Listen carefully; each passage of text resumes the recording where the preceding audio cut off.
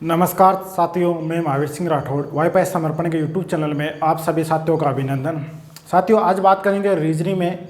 और जो रीजनिंग का क्लॉक टॉस्ट घड़ी परीक्षण चल रहा था, ये सभी प्रतियोगिता परीक्षा की दृष्टि से बहुत ज़्यादा महत्वपूर्ण है। वर्तमान में जो नवंबर में होने वाली राजस्थान पुलिस और दिसंबर में होने वाली रेलवे एग्जाम है, उसकी दृष्टि से क्वेश्चनों को लेकर आया हूँ मैं। और पीछे के जो 3 वीडियो मैं 3 वीडियो में आपको कंप्लीट करा दिया था। आज चौथा पार्ट और लास्ट पार्ट कराएंगे, जिसमें घड़ी या तो क्या करती है, तेज चलने लग जाती है, या घड़ी मंद हो जाती है, या तो तेज चलेगी या धीरे चलेगी। तो दोनों के समय, या भले ही वो मंद चले या तेज चले, दोनों ही समय जो रियल टाइम होता है उससे डिफरेंस आ जाता है, समय का अंतराल आ जाता है। वो समय का अंतराल आ जाता है, उस पर आधारित जो प्रश्न होंगे वो इस वीडियो में बात करेंगे। जिन साथियों ने अभी तक चैनल को, वाईफाई समर्पण चैनल को सब्सक्राइब नहीं किया तो प्लीज़ सब्सक्राइब कर लीजिए, बेल आइकन को दबाइए, वीडियो को लाइक शेयर करना ना भूलिए।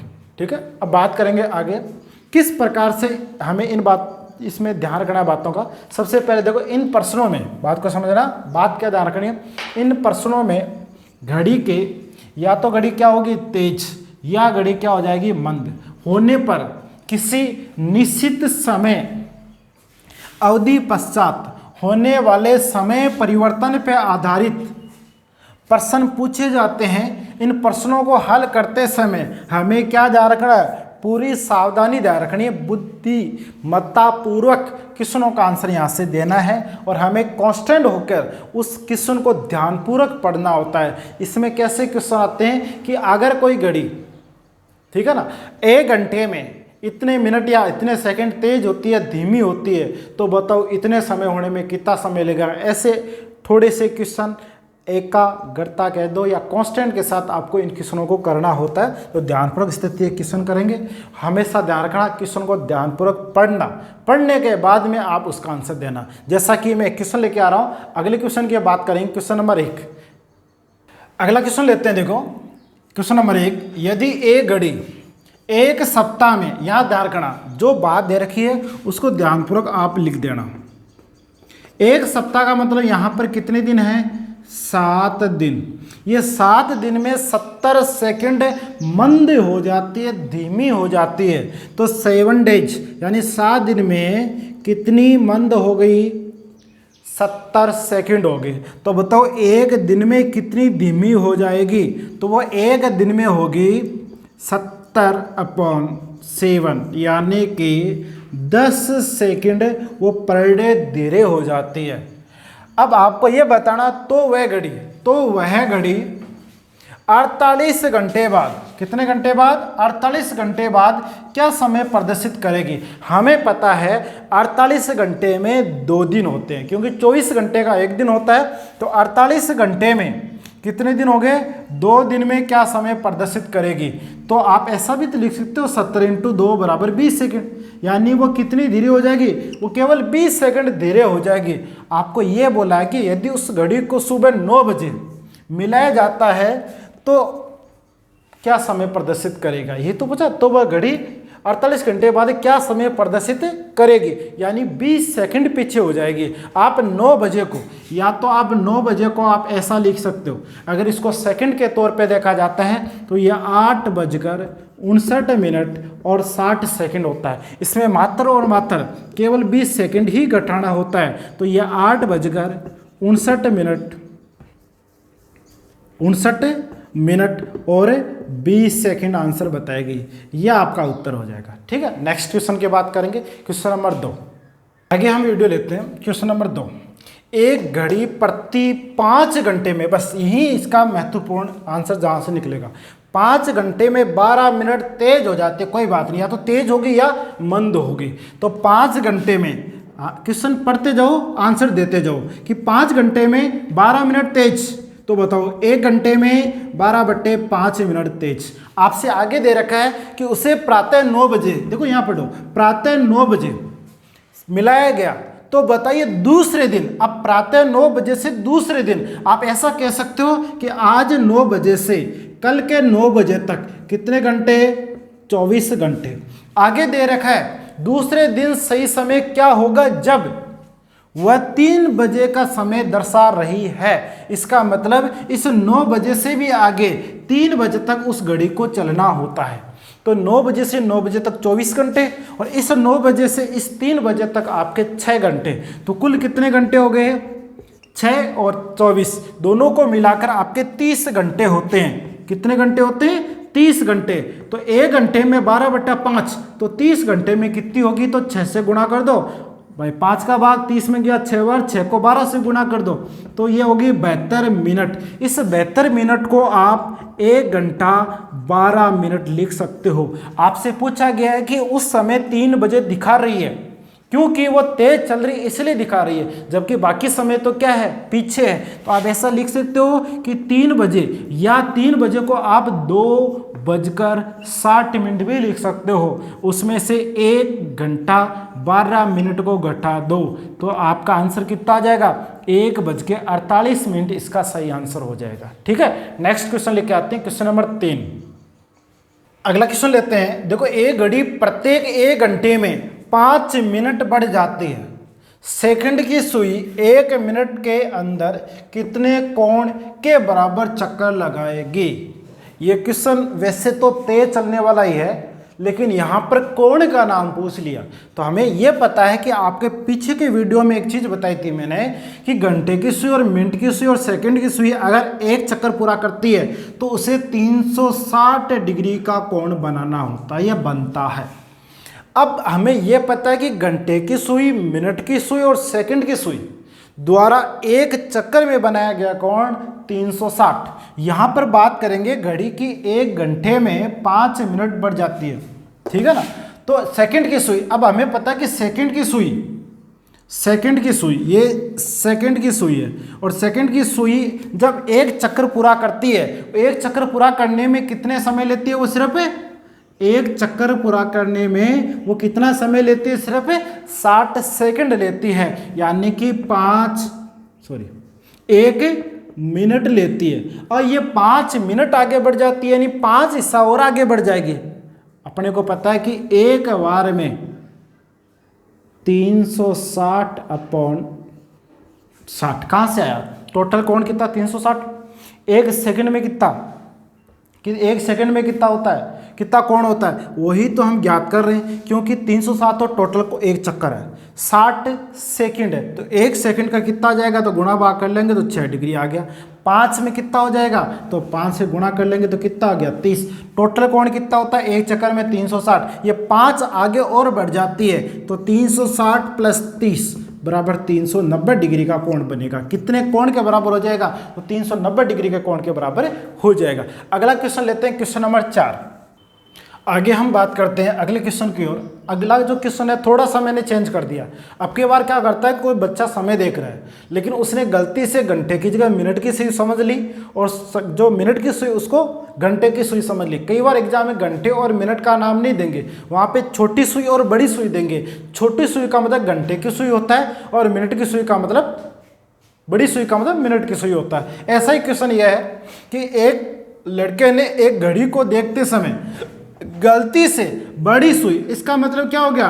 घंटे की सुई को छोटी सुई।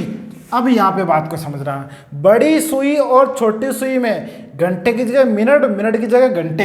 वैसे एक्चुअल में क्या होता है कि इस बड़ी का मतलब होता है मिनट और छोटी का अर्थ होता है घंटा। वास्तव में तो ये होता है, लेकिन उसने क्या कर लिया कि बड़ी का मतलब समझा क्या?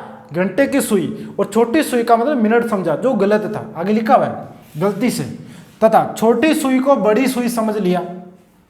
उसको मालूम हुआ कि इस समय 4:47 हो रही है, तो आपको बताना है कि उस समय एक्चुअल समय क्या हुआ था, वास्तविक समय क्या हुआ था। ऐसा या तो आप छोटा सा कच्चा चित्र बना सकते हो, या आपके पास घड़ी होगी तो उसको भी यहाँ से समझा देता हूँ। देखो आपके सामने एक छोटी सी घड़ी के इस डायल से समझा देता हूँ। इसने क्या कर लिया? 4:47। तो देखो ये 4:47 है, लेकिन इस समय किया क्या? ये जो घंटे की सुई है, ये मिनट की सुई है, ये आगे पीछे हो रही है।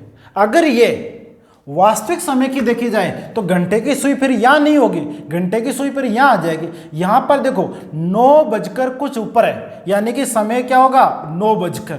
यहाँ पर 4 से ऊपर है, 5 से कम है, 5 से 4 से ऊपर होने का मतलब 20 होता है। मिनट कहाँ कितना होता है यहाँ पर 20, यहाँ पर कितना होता है 25। तो 20 और 25 के बीच में आप यहाँ देखो, यहाँ पर 21, 22, 23, 24, 25, तो यह आ गया किस पे 24 के ऊपर आ गया। तो यह 9:24 मिनट उस समय वास्तविक समय होगा। अब बात करते हैं अगले क्वेश्चन की ओर। नेक्स्ट क्वेश्चन देखो, अब की बार थोड़ा सा बदल दूंगा नेक्स्ट क्वेश्चन में। नेक्स्ट क्वेश्चन की मैं बात करूं, क्वेश्चन को थोड़ा चेंज कर दिया। अब की बार तेज और मंद वाला नहीं है, ये कि जो क्वेश्चन है ये बजने वाला क्वेश्चन है। कितनी बार बजेगा, कितने समय में बजेगा, ऐसा पूछा जाता है। तो एक अलार्म घड़ी 12 बार बजने में 22 सेकंड लेती है, यही आंसर है इसका।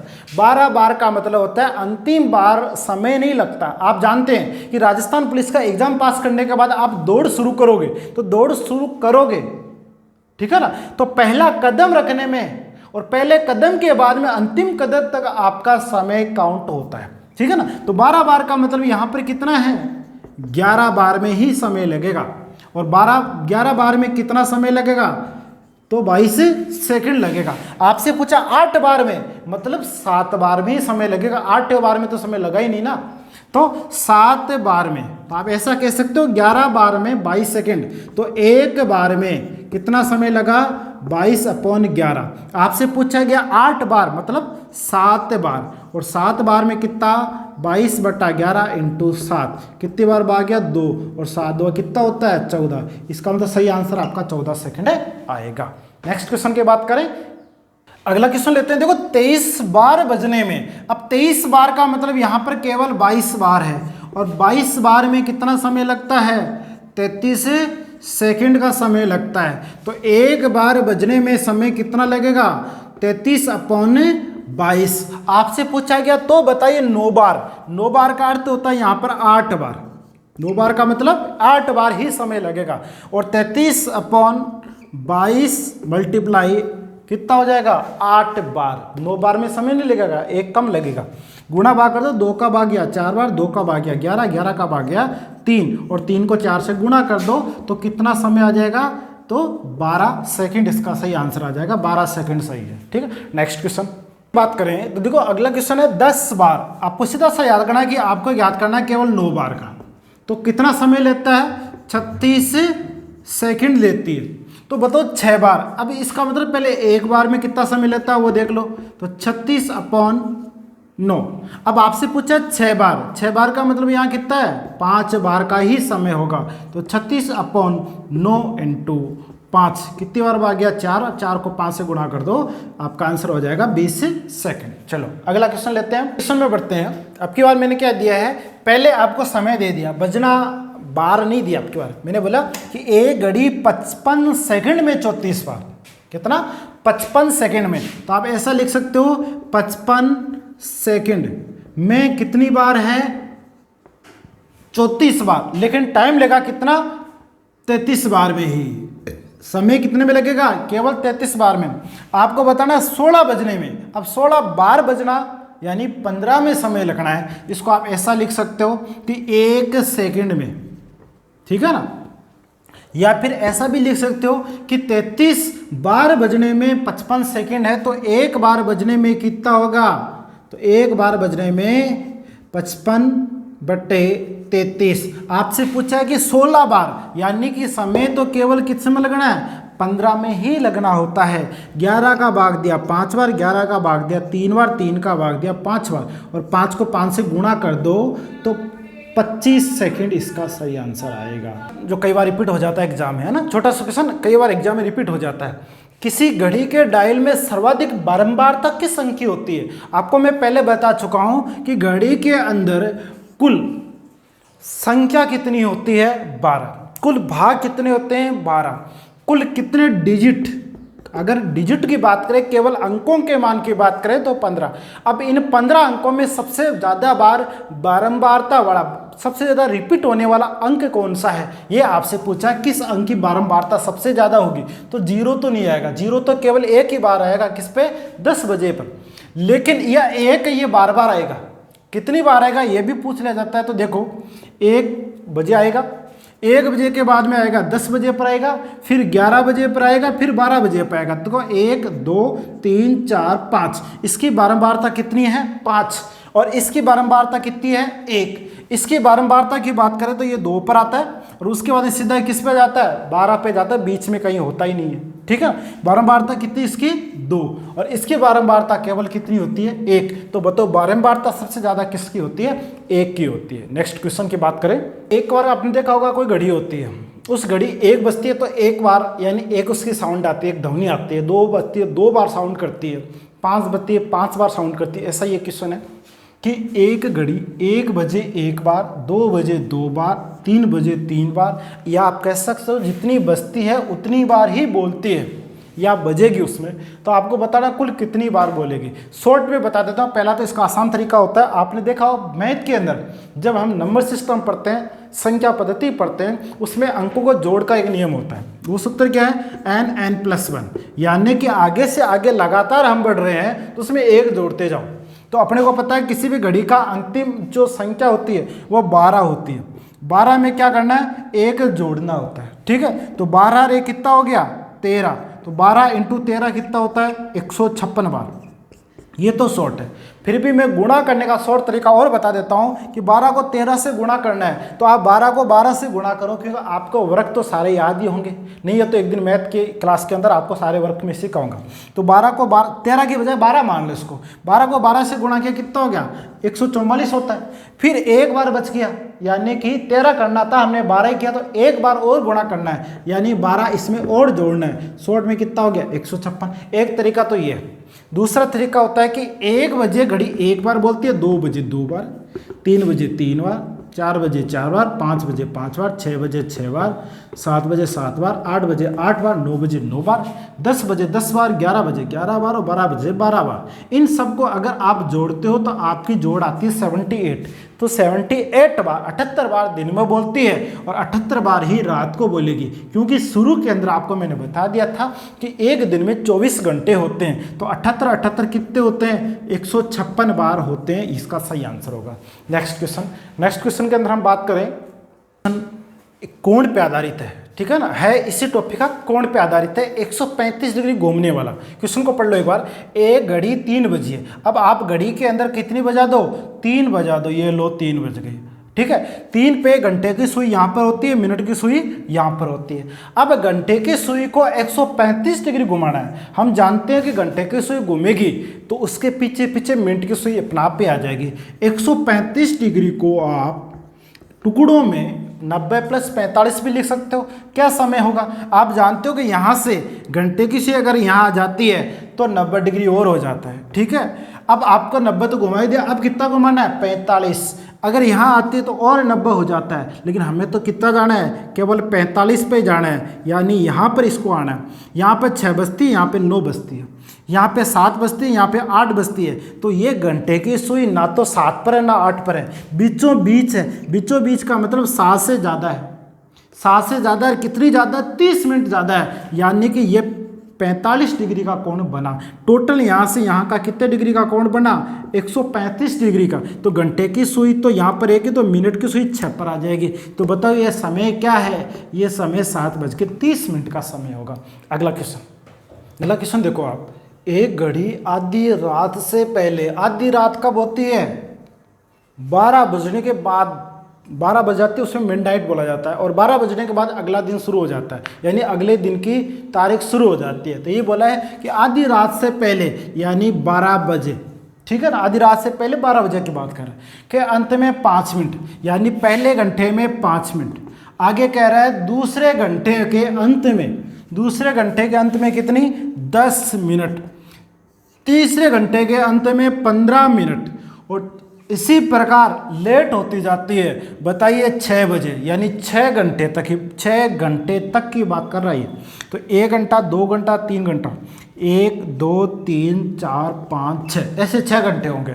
तो पहला घंटा 5 मिनट, फिर होगी 10 मिनट, फिर होगी 15 मिनट, फिर होगी 20 मिनट, फिर होगी 25 मिनट और फिर होगी 30 मिनट। इस प्रकार अब कितने घंटे हो गए काउंट कर लो, 1 2 3 4 5 6, टोटल कितने घंटे 6 घंटे।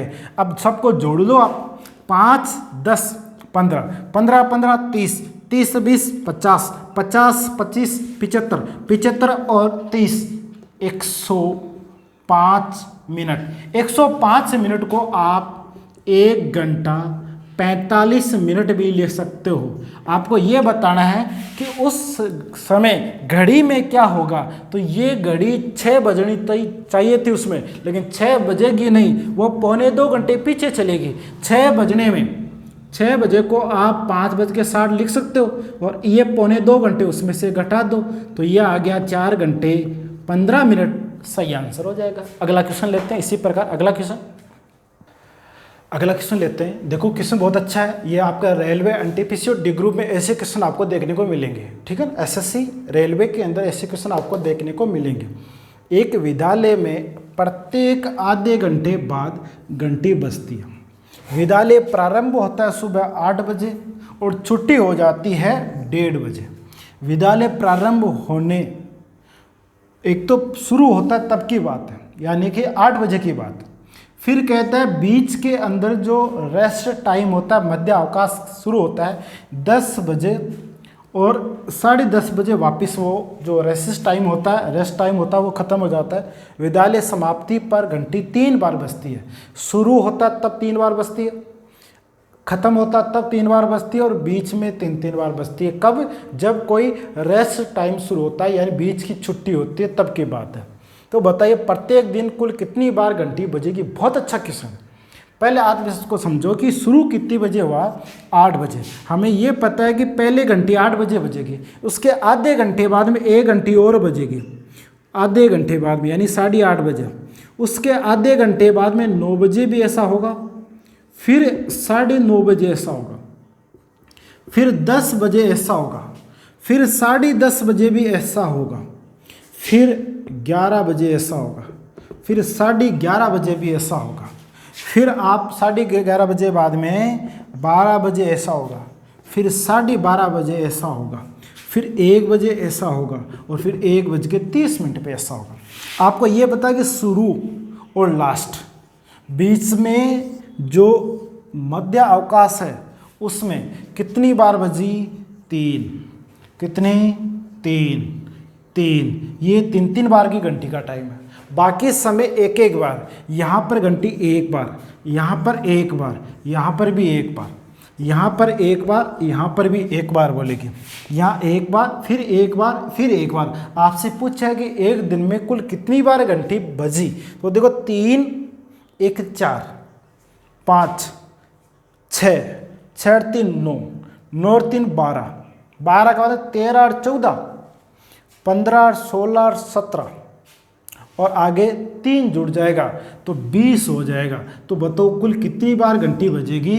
20 बार घंटी बजेगी। नेक्स्ट क्वेश्चन की बात करेंगे। तो अगला क्वेश्चन लेके आते हैं हम। अगला क्वेश्चन देखो, एक व्यक्ति अपने मित्र से मिलने पहली बार दोपहर के 12:30 बजे आया। तो देखो साथ में करते जाते हैं। फर्स्ट टाइम मिलने कब आया? 12:30 पे फर्स्ट टाइम की बात कर रहा है, फर्स्ट टाइम। दूसरी बात यानी सेकंड टाइम, दूसरी बार आता है 1:20 पे। तीसरी बार आता है 2:30 पे। तीसरी बार आता है 2:30 पे। चौथी बार, और वो चौथी बार आता है देखो 4 बजे। कितनी बजे आता है? 4 बजे। और आपसे पूछा है वो 5वीं बार कब आएगा। बहुत आसान क्वेश्चन है। देखो दोनों के अंदर 12:30 से 1:20 के बीच में दोनों में जो समय का अंतराल है वो 50 मिनट का है, ठीक है ना। आगे देखो 1:20 से 2:30 के बीच में समय का जो अंतराल है वो 1 घंटा 10 मिनट का है, यानी कि 70 मिनट का है। 2:30 से 4 इसके बीच में जो समय का अंतराल है वो 1.5 घंटे का अंतराल है, यानी कि 90 मिनट का अंतराल है। आप ऐसा कह सकते हो कि 50 में 20 जुड़ी तो 70, 70 में 20 जुड़ा 90 और 90 में फिर 20 जुड़ा 110 मिनट बाद में आएगा। यानी 4 में 110 मिनट। 110 मिनट के कितने घंटे होते हैं? तो सीधा सीधा अगर बात करें तो 120 के 2 घंटे होते हैं, तो ये 1 घंटा 50 मिनट के बाद में आएगा। तो 1 घंटा 50 मिनट इसमें जोड़ दो, तो इसका सही आंसर 5:50 हो जाएगा। यानी 5वीं बार वो मिलने कब आएगा वो मित्र? 5:50 पे आएगा। नेक्स्ट क्वेश्चन करते हैं। अगले क्वेश्चन की बात करें तो अगला क्वेश्चन एक स्कूल से जुड़ा हुआ क्वेश्चन है। आपने देखा होगा कि हमारे स्कूल के एजुकेशन मोस्टली होता है कि हम सुबह जाते थे, दोपहर को या शाम को छूट के आ जाते थे, ऐसा होता था। लेकिन कुछ स्कूल ऐसी होती है जिसमें डबल पारी में स्कूल चलता है, एक सुबह चलता है एक शाम को, यानी 2 पारियों में। जैसे आप कोचिंग संस्थान में जाते हो तो आपका बैच का टाइम मॉर्निंग हो सकता है, दोपहर में हो सकता है, या शाम को हो सकता है, या नाइट में भी हो सकता है। उसी प्रकार स्कूल की बात है जिसमें डबल पारी वाला स्कूल है, और हमारा क्वेश्चन सिंगल पारी का है, दोपहर के बाद की पारी का है। तो इसमें देखो आधी छुट्टी, यानी कि जो आप रेस्ट टाइम होता है, आधी छुट्टी के बाद एक विद्यालय 1 बजे से 3:52 तक चलता है। तो आपको ये देखना है कि इस 1 बजे से लेकर 3 बजे तक कुल कितने समय तक वो स्कूल चला। तो 1 से 3 तक 2 घंटे, फिर 52 मिनट हो गए। तो आप ऐसा कह सकते हो कि 2 घंटे 52 मिनट वो स्कूल चलती है। या शॉर्ट में निकालना चाहो तो देखो 120 मिनट इसकी होगी, 52 इसकी होगी। 120 मिनट 2 घंटे की और 52 मिनट इसकी, तो टोटल कितनी होगी आपके? 172 मिनट वो विद्यालय चलता है। अब अगला क्या कह रहा है, ठीक है, इस अवधि में 4 पीरियड होते हैं। कितनी क्लासें लगती है? 4 क्लासें लगती है। क्लासों का ध्यान रखना, कितनी क्लासें लगती है? 4 क्लासें लगती है। प्रत्येक पीरियड के बाद आपको जानते हैं कि क्लास चेंज होती है तो सब्जेक्ट चेंज होगा, टीचर चेंज होगा, पीरियड चेंज होते ही। तो प्रत्येक पीरियड के बाद एक कमरे से दूसरे कमरे तक जाने में 4 मिनट लग जाएगी। तो आपको यह पता है कि क्लासें कितनी? 4, ठीक है। पीरियड कितने?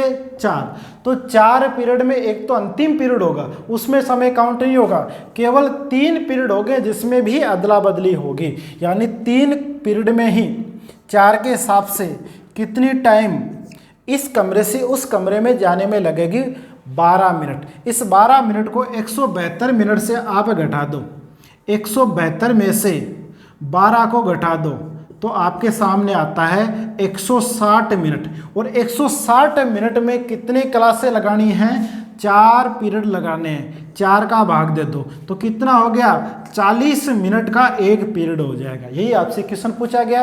ऐसे क्वेश्चन बड़े लेवल से भी पूछा जाता है, जैसे आपके RS प्री में पूछ लेते हैं, बैंक में पूछ लेते हैं, SSC, GD, CGL, MTS, CPSI, इसके अलावा रेलवे, NTPC, ड्यू ग्रुप, इन सब में पूछा जाता है। आजकल राजस्थान पुलिस में भी ये क्वेश्चन पूछे जाने लगे हैं। ये था आपका घड़ी का टॉपिक, जिसको हमने बहुत ही अच्छे से, बहुत ही विस्तार से क्वेश्चन बताने का प्रयास करा। हमारा विश्वास है कि आप इन सभी यानी 4 वीडियो घड़ी के देख के जाओगे तो आपका एक भी सिंगल क्वेश्चन गलत नहीं होगा।